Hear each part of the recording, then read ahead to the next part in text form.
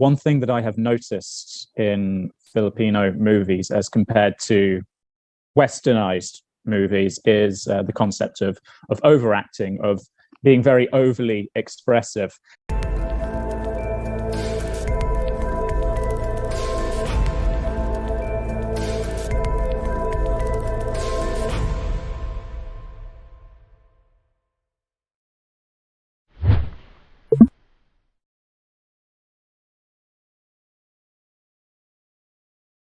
Yes, exactly. So I am a British citizen, originally from the UK, if my accent wasn't enough of a giveaway. But yes, the goal is to become more conversationally fluent in Tagalog so that I can, speak more comfortably with people that I spend time with, and just kind of get more of a lay of the land, as it were.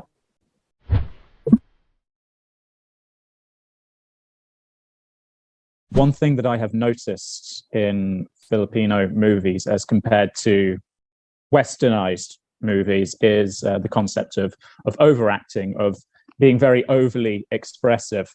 It's something that I'm still adapting to over time, just with that overexpression that you portray in all of your movies, your TV, even just your general adverts. Whereas the West is very contained in our emotion. We say the facts and then that's it. But in the Philippines, everyone is a lot more expressive, and it is something I'm still adapting to, but the adapting has begun.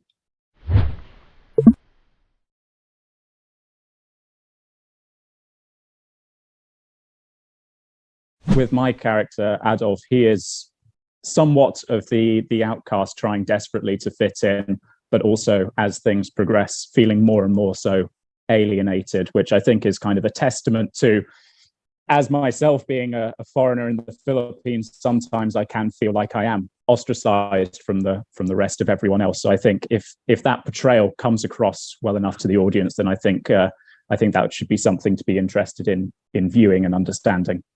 Thank you.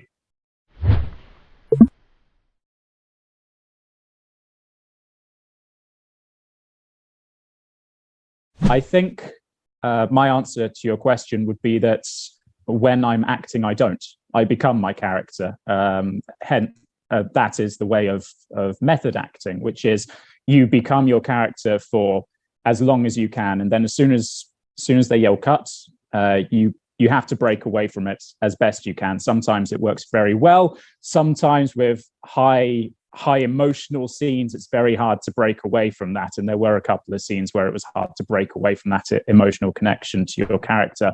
However, it's all a mind over matter. So as long as you can find a way, find some sort of outlet, whether it be to read a funny meme on Instagram, on IG, or something, just to give yourself a bit of laughter, bring you back to the real world, and remember, it is okay. It's just a portrayal of your character as well.